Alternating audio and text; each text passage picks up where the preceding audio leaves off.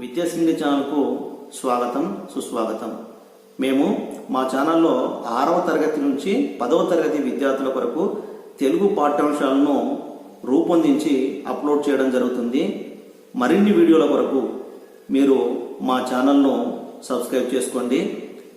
Subscribe చేసుకొని bell సింబల్ను నొక్కినట్టయితే మేము చేసే ప్రతి వీడియో మీకు నోటిఫికేషన్గా చేరుతుంది. పిల్లలు, మనం ఈరోజు 7వ తరగతి తెలుగు 3వ పాఠం శతక సుధ అందులోని 7వ పద్యాన్ని తెలుసుకోబోయే ముందు ఆ పద్యం యొక్క కవి గురించి, శతకకర్త గురించి చెప్పుకుందాం. పిల్లలు చూడండి, శ్రీ శ్రీనివాస బొమ్మల శతకం 7వ పద్యం ఎందులోది? శ్రీ శ్రీనివాస బొమ్మల శతకం. కవి డాక్టర్ ఆడపు చంద్రమౌళి. ఇతడు వరంగల్ అర్బన్ జిల్లా రంగసాయిపేట గ్రామానికి చెందిన ఈయన బిరుదు కవి శశాంక. ఇతడు వేములవాడ రాజరాజేశ్వర శతకం, రామాయణ రమణీయం పద్యకావ్యం రచించాడు.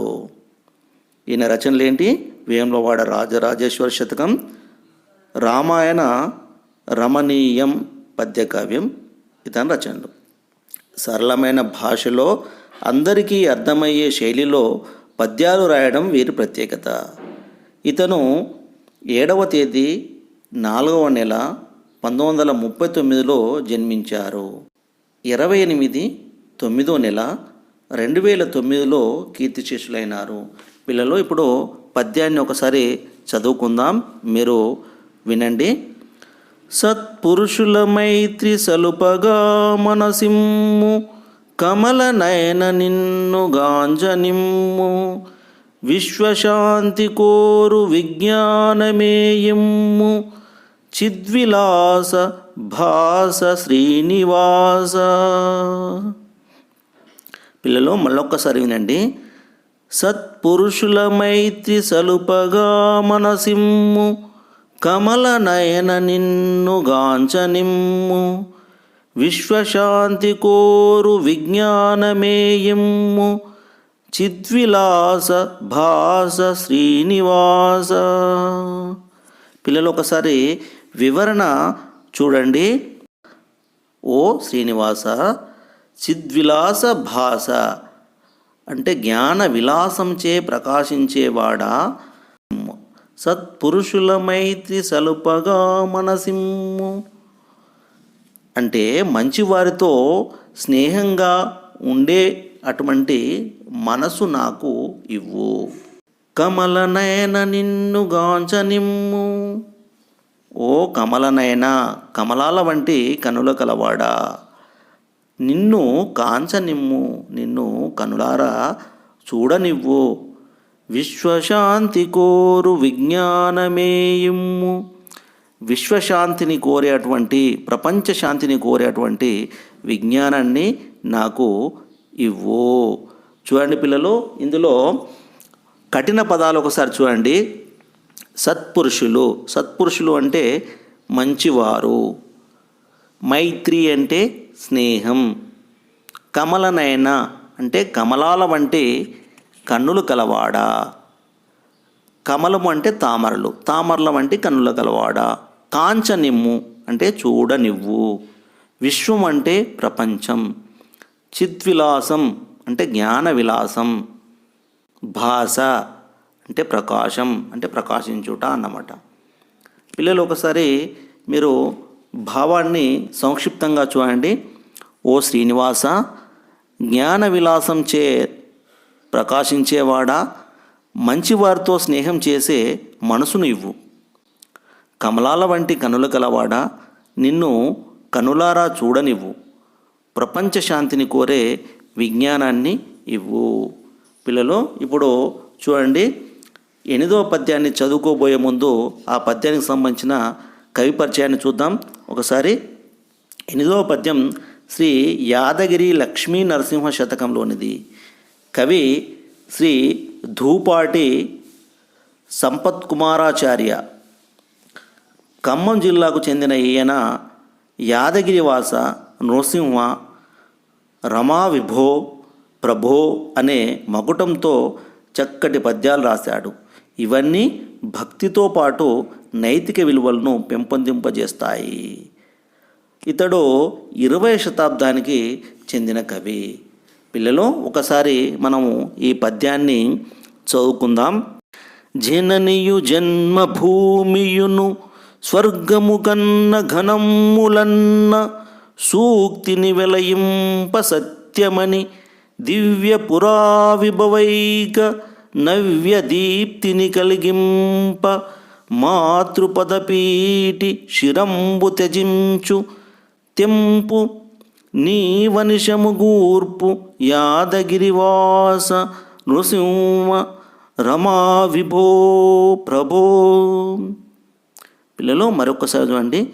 జననియు జన్మభూమియును స్వర్గము కన్న ఘనములన్న సూక్తిని వెలయింప సత్యమని దివ్య పురా విభవైక నవ్య దీప్తిని కలిగింప మాతృపదపీటి శిరంబు త్యజించు తెంపు నీ వనిషము గూర్పు యాదగిరివాస నృసింహ రమా విభో ప్రభో.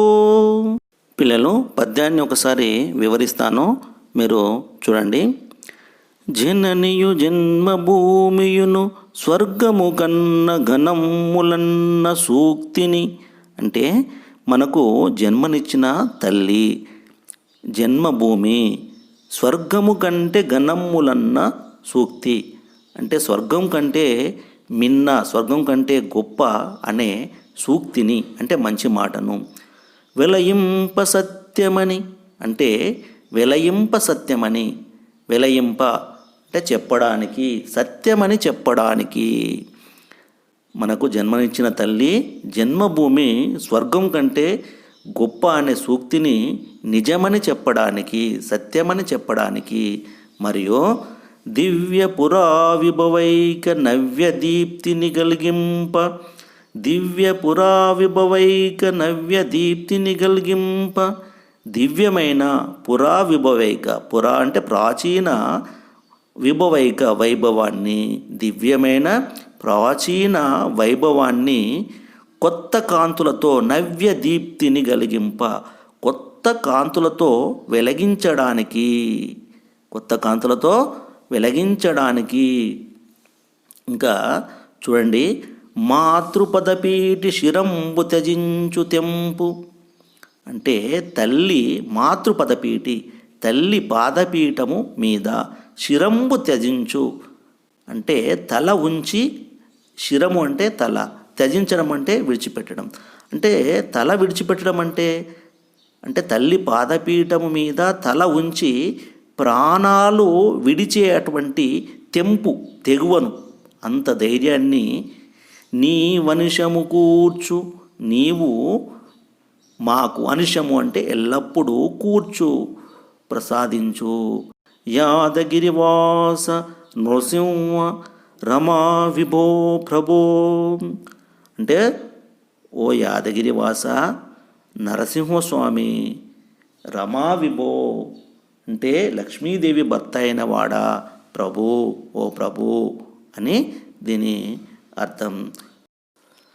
పిల్లలు ఇప్పుడు ఒకసారి కఠిన పదాలను చూడండి.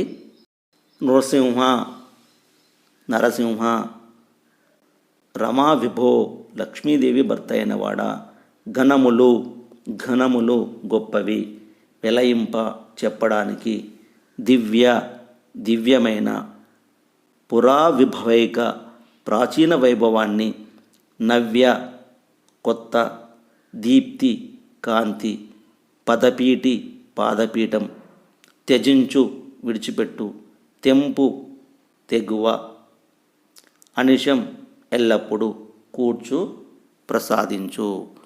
ఇప్పుడు పిల్లలు సంక్షిప్తంగా ఒకసారి భావాన్ని చూడండి. యాదగిరివాస నరసింహ లక్ష్మీదేవి భర్త అయినవాడా ప్రభో, జన్మనిచ్చిన తల్లి, జన్మభూమి స్వర్గం కంటే మిన్న. ఈ సూక్తిని నిజమని చెప్పడానికి, దివ్యమైన ప్రాచీన వైభవాన్ని నూతన కాంతులతో నిరంతరం వెలిగించడానికి, తల్లి పాదపీఠ మీద తల ఉంచి ప్రాణాలు విడిచే తెగువను నాకు ప్రసాదించు. పిల్లలు ఇప్పుడు చూడండి, ఆలోచించండి, చెప్పండి. ప్రశ్నలు చూడండి. ఇక్కడ మొదటిది, విజ్ఞానము విశ్వశాంతి కొరకు, దీనిపై మీ అభిప్రాయం చెప్పండి. పిల్లలు, విజ్ఞానము విశ్వశాంతి కొరకు ఉపయోగపడాలి, ప్రపంచ శాంతి కొరకు విజ్ఞానం ఉపయోగపడాలి. మానవ విజ్ఞానము ప్రపంచ శాంతి కొరకు ఉపయోగపడాలి, ప్రజలకు మేలు చేసేదిగా ఉండాలి, అంతేగాని మానవ వినాశనానికి ఉపయోగపడకూడదు. మీరు సొంత మాటల్లో ఒక 5 వాక్యాలు రాయండి. ఇంకా రెండో ప్రశ్న చూడండి పిల్లలు, జనని జన్మభూమి స్వర్గం కన్నా మిన్న అని కవి ఎందుకన్నాడు? ఎందుకంటే కన్న తల్లి మనము జన్మించిన ఊరు స్వర్గం కంటే గొప్పవి. కన్న తల్లి మనకు జన్మనిస్తే కన్న ఊరు మనం ఎదగడానికి సకల సదుపాయాలు కల్పిస్తుంది.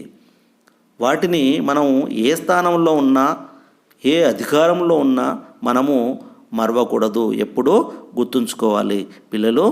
అందుకే కవి అలా అని ఉంటాడు. మీరు సొంత మాటల్లో ఒక 5 వాక్యాలు రాయడానికి ప్రయత్నించండి.